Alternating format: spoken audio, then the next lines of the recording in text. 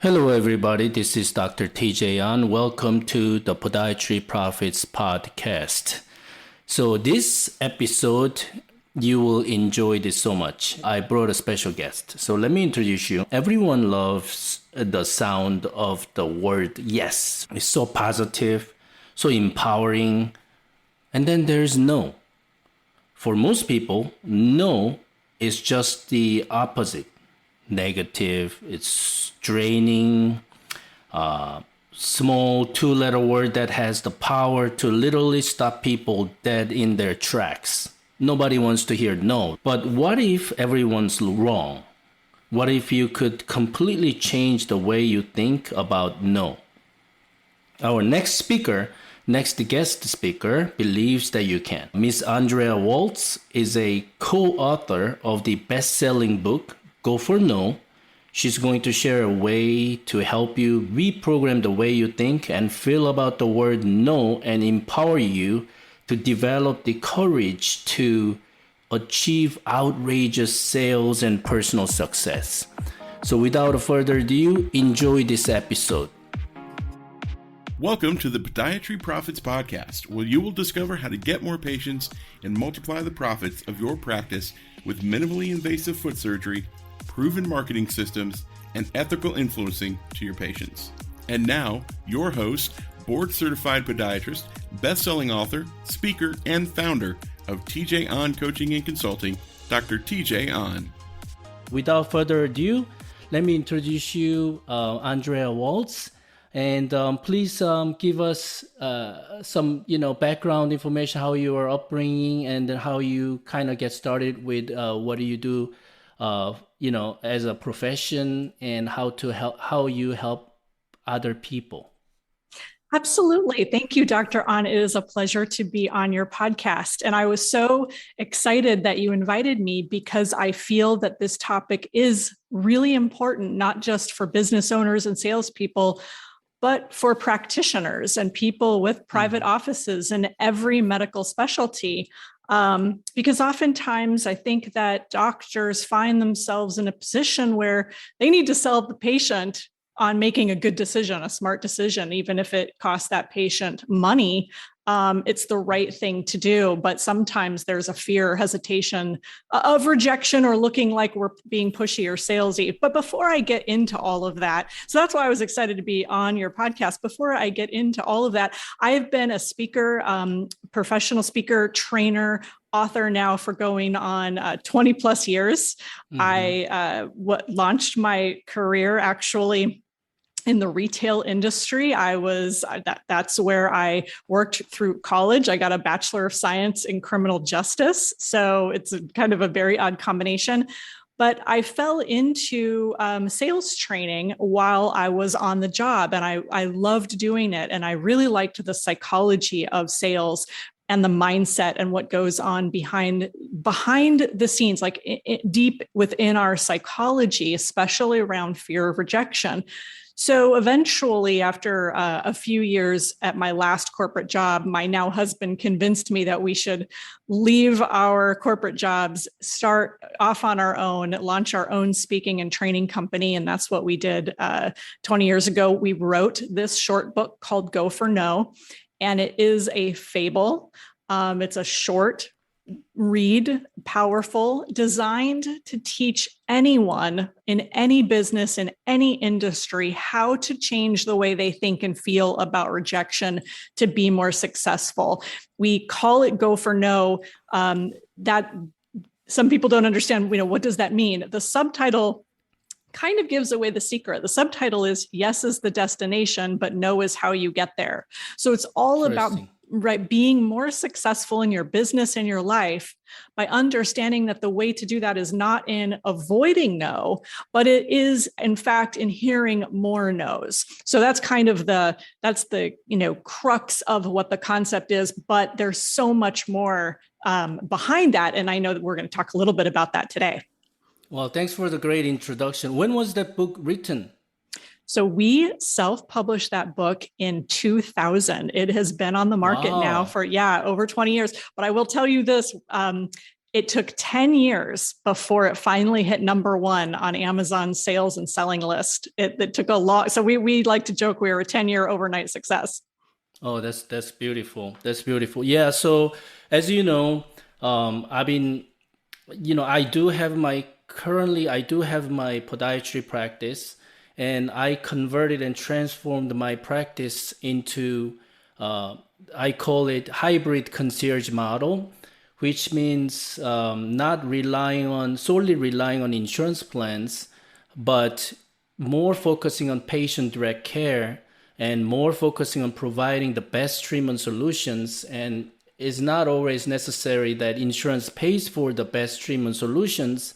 And most traditionally trained medical professionals are not good at talking about money with the patient, especially when insurance doesn't cover certain procedures or treatment solutions, that basically they're stuck. And I went through the same phase because we, as doctors, usually don't get educated or trained in sales side or business mindset, marketing, so that it is essential for private practice owners to get educated and trained to a certain level, not just how to medically diagnose and treat, but other aspect of running private practice, so that most doctors, when I start working with them as my consulting business, they're not good at sales. When I say word sales, and then they get scared and they get sweat and like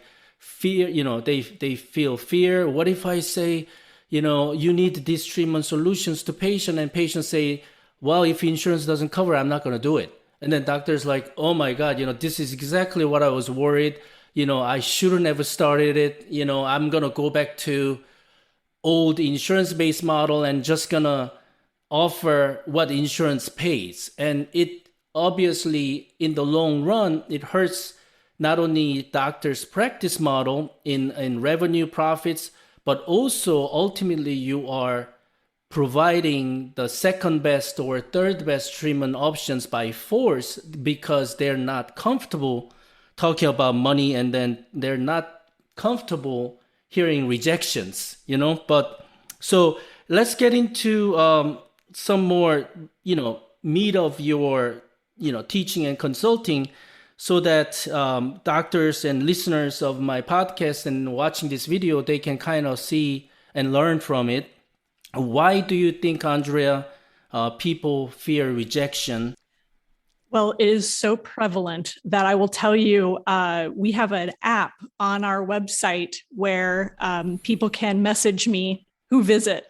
And I was looking at the app the other day, and we had people from all corners of the globe, literally from here in Florida to other states, to Nigeria, to Malaysia, Europe, you name it. I get messages from people all the time who in every different industry. And I think that we all can agree that we're basically, as humans, we're biologically wired to not get thrown out of the tribe, to have a certain amount of it's kind of built into our DNA that rejection is bad, that it could be dangerous. Of course, this goes back through evolution. And so here we are in society today, though, where our brains are functioning at one level when it comes to rejection, but the danger is not like it once was when we were, wandering around the deserts and the plains and fighting for our very existence.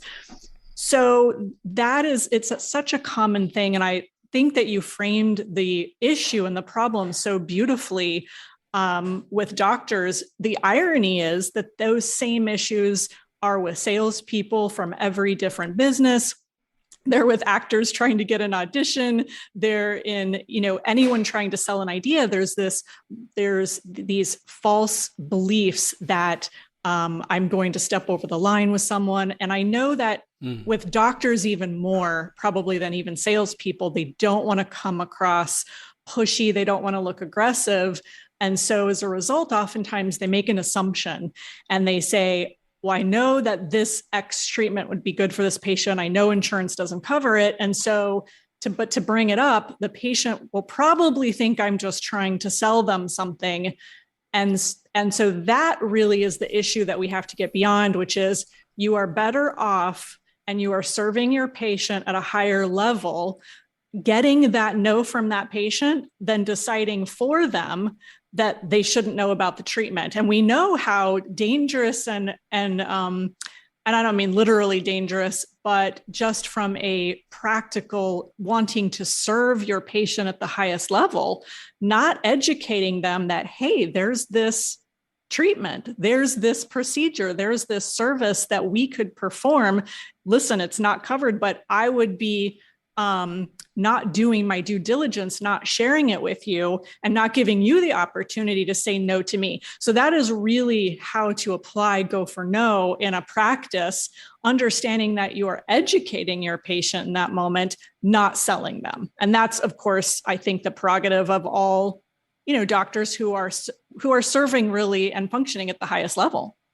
That makes sense. So not only we're talking about having fear of patients saying no, but what you're saying is that we shouldn't be fear of saying no to them. If, let's say, patients say, no, I just want any treatment that insurance covers and I don't want to do that. And then most doctors give in. They're like, okay, then I'm just going to do what insurance covers. Instead of doing that, what you believe in, and then you should be able to say no, that's not the correct choice. So doctors can, I think, bring more confidence in what they truly believe in, certain treatment solutions much more superior or better for each patient. Is that correct?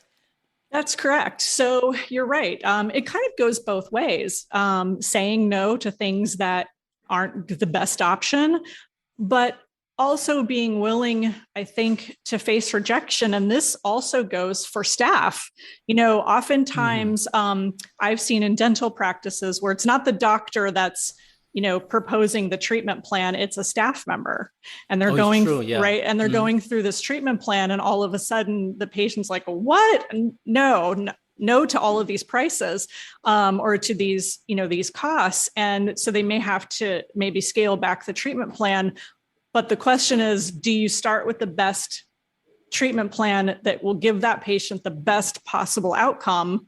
And you list all the costs? Yes. In doing that, oftentimes the doctor might get more no's. So in other words, that's the Go for No strategy. That's the Go for No mindset.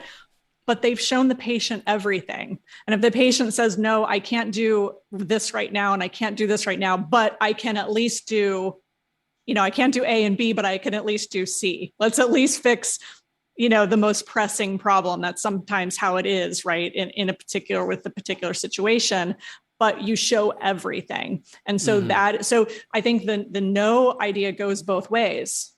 Correct. Okay. So, these are some good, really true gold nuggets to most doctors who are listening to, this interview. Do you think your principle of Go for No work for introverts and for that reason, and even people who are kind of not extrovert personality and they don't like to talk it out, things like so. I think that's why. I've been working with many doctors. They have a separate treatment coordinator who talks about money with the patients. And then when I see doctors, when patients ask doctors, hey, how much does it cost? And as soon as they bring up the cost issues, doctors oh, well, when it comes to money, I'm going to step out and then I'm going to have my treatment coordinator in, or advisor in, and then, he or she will talk about money. And I don't like that, but sometimes I can force doctors to do certain ways, but maybe I'll help them understand the mindset. So do you think your principles would work for typical introverts or doctors who haven't been trained? Absolutely. And you brought up a couple different issues, and they tend to blend together. On one hand, of course, we know that the doctors time is very limited. So I understand that they sometimes wouldn't want to get, maybe they don't want to have it derail, right? Have the conversation derail into it where it gets deep into the money conversation. So sometimes it makes sense to cut that off and turn that over to the treatment coordinator. Totally understandable. However, the mindset of the doctor, because this influences the staff, has to be our services are valuable.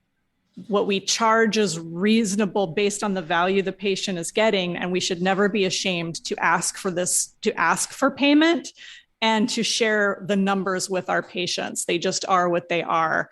So I think that mindset is really important for the doctors to have. It bleeds over into the staff members to have as well, because oftentimes and I see this also with veterinary clinics, they are constantly apologizing for their pricing. That's good. Yeah. It's like, why are you apologizing? This is the service. It's valuable. People love their animals. They don't want them to get sick. They want to get them fixed up. So it's one, we never apologize. We're not ashamed of our pricing, that mindset. And then the mindset to the treatment coordinators of, hey, yes, if you're an introvert, if you're shy, if you are nervous about talking about money, the idea of Go for No is really rooted in courageous selling. And courageous selling, as I define it, is caring more about making sure that the person you're trying to help and serve understands your offers and that you're willing to have them say no to you more than not offering at all and not hearing the no. That's really what courageous selling comes down to. It's willing to hear the no from your patient, your customer, rather than protecting yourself, if that makes sense. And so even an introvert, even someone who's shy, it comes down to being willing to show the products and services without shame, showing the numbers, and then letting the person make the decision. It's up to them. And if it's a no, it's okay. But you should feel good that you made the attempt, and that it always comes down to, in my mind, remind yourself, we're not selling here, we're educating. And then we're letting them make an educated decision, as opposed to walking out of the office, having no idea, not having the information, going home and having a family member say, so what are your options? And that person says, I don't know, right? I mean, that would be so, that's such a bad thing to happen to somebody. So if we look at it as education rather than selling, I think that really helps the introvert deal with some of those issues. That's a great value, listeners and doctors. Education versus selling or sales. I like, especially in a healthcare field, we ultimately want better health and fix patients' problems. And without educating them and nurturing them to get to know your treatment option, if you believe that treatment option is the best one, I think that will help, shift their mindset. I'm educating instead of selling. I like that. Thank you for sharing that. Yeah. It's like, Dr. Anand, if you don't mind, I'd just like to give you another just quick Go for No example. And this happened to me with my husband in the podiatrist's office. We saw a podiatrist. She was quite skillful. We didn't even realize how effective going to a podiatrist was. My husband needed to go for years.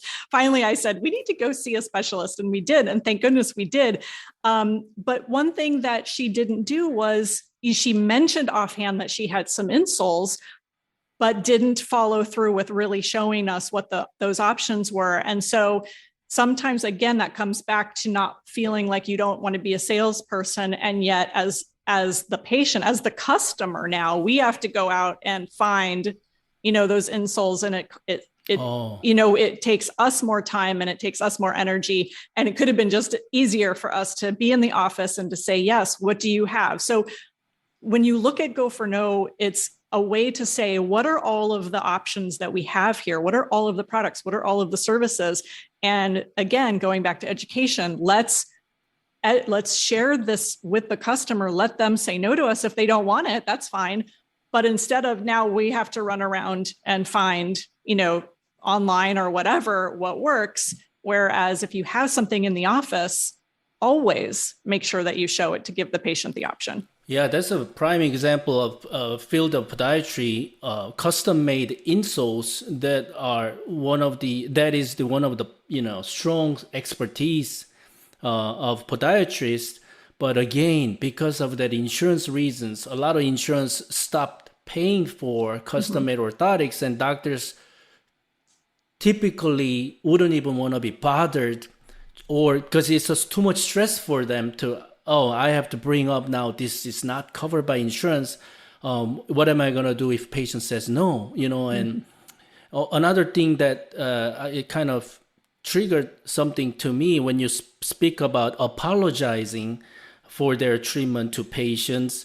Do you think that is also something to do with staff or doctors do not believe in their value versus that investment patients to come up with? I think that they ultimately, if they were asked, I believe that doctors understand the value that they bring, and probably even their staff members do. But they've been conditioned over the years that sales is bad, and that that anything that smacks of sales at all, that anything that feels like it's extra is like they're all of a sudden they're not professional, and that they're now being a used car salesman. So I think ultimately deep down they have the belief, but it just goes back to this other competing belief that sales is so negative and that we're doing something to someone, not for them. So they would anything that feels that way makes them feel bad, and like that it's negative. So so then it comes across as if they don't believe in their value, which of course they do, but it gets masked in those negative beliefs about sales. So again, I think you gave us already pretty strong advices. So that because no seems negative and people try to avoid it, so that thinking that is a negative, how do you suggest that or give you advice to people, audience who are listening to this or watching this? Absolutely. So the advice is to look for those go for no moments in your practice, in your business, where you have that opportunity to show something additional, or where you normally wouldn't have. Maybe you would have said, well, this is extra, it's not covered, I shouldn't mention it. It's remind yourself to go for no. And what you will find, Dr. An, is when you do this enough, and when you have your staff do this enough, you will start to get a success story here and there. Someone will say yes to something, and then later down the road, they will come back and they will say, I'm so glad that you showed me this, that you suggested this, that I went with this treatment. It changed my life. It made me feel so much better. And when you start to see those success stories, you start to realize this is about helping our patients achieve a level of comfort that they hadn't had previously. We solved their pain problem, whatever it is. And that really gives confidence to what we're doing here. Because that's really at the end, what are we doing here? In every practice that you can imagine, we're trying to alleviate patient discomfort, patient pain. We're trying to solve problems. And so the advice is just practice asking a little bit more, and remind yourself that this is in service of the patient, not doing something to them, but for them. I love it. Yeah. So I do have consulting programs for podiatrists, and I do have a mastermind. And what I encourage doctors to do in our members area, that to claim their win, just like that, even if it's the smallest win. They think, oh, I just helped one patient to say yes and accepted my treatment. And then, you need to declare that you just helped one more patient to accept your treatment solutions. And after all, ultimately, that's for improving public health. And that's what we are. That's who we are, to provide the best treatment solutions for our public health. And then just encourage them by writing down or claim that inside of our trusted community. And then it seems to take them to the next level, that it's not so bad that I go for no, right? Like in your principles. And then when they get the yes from few patients, then, it gets easier and then better. And then they start believing in their treatment solution and themselves more. Absolutely. That's beautiful. I love that you do that. Awesome. So, are there anything else that you can maybe suggest so that doctors or listeners can implement your ideas right away in their personal life and business?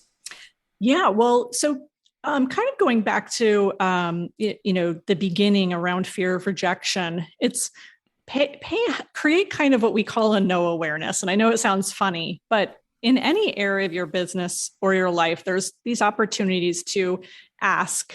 And the better we get at asking questions, doctors are really good at asking questions to probe for information.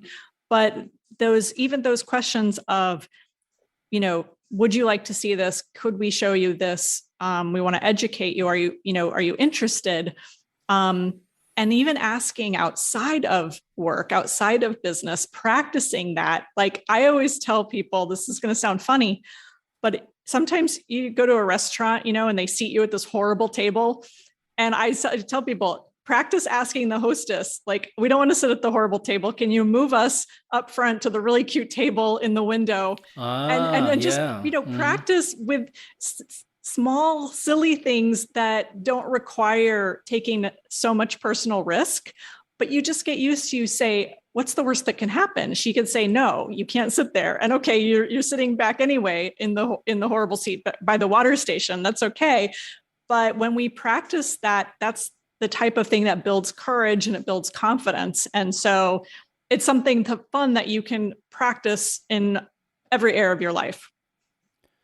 That actually reminds me of one more question I wanted to ask you. So that happens to real life a lot. When I go to restaurant with my wife, she is not afraid of asking for better table, or complain this, certain things that to me, I almost felt like, come on, I don't want any confrontation. I don't want any additional stress out of small things. So I think, what would you say to doctors of that mindset? Oh, I don't want to create confrontation. I don't want to create any negative things by me saying so. What would you say to that? Exactly. And that's also a deep mindset shift of it's not about having any confrontation. I agree with you. No one likes confrontation. Neither do I. But we have to learn the difference between asking and having an unnecessary confrontation where it's argumentative or where we're not being respectful.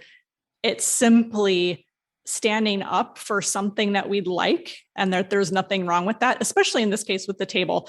And that what we have to understand is that when you get better at you going for no, you do it better with your customers and you get better at taking no's. You understand that no is actually a perfectly acceptable answer, and you learn to not take it personally. And so it no longer feels confrontational. It's just, you're able to be, I think, a little bit more objective and not have it feel like it's a personal attack on them or anything. It's just, hey, do you mind, like, hey, this dish was not prepared the way I thought it would be, or can you take that back to the kitchen and bring me something else, right? And it feels like, gosh, I don't want to do that. I don't want to have a confrontation. Right. But it's the small builds of confidence. And I think when you do it respectfully, then you're able to take it in other areas of your business and life. And I think it builds confidence that way. Awesome. I this has been more than what I expected originally, because I knew that you help many people in a professional level, but also personal level. But then we really explored your principle and book, Go for No, how it can be applied to, doctors and medical healthcare professionals, but also I can see how we can apply this to everyday life to improve our emotional well-being, of living this life in a society and a community setup without feeling guilty or without worrying about causing confrontation. So that was great. Yes, thank you. That's interesting. And that's kind of I don't think anyone has asked me that question quite that way. And I'm glad you did, because I think making sure that we call out what are our underlying fears, what are our concerns, why don't we sometimes speak up for ourselves, or why don't we ask? And when we get clarity on that, it's, well, then how can I ask in the right way without just always putting myself last?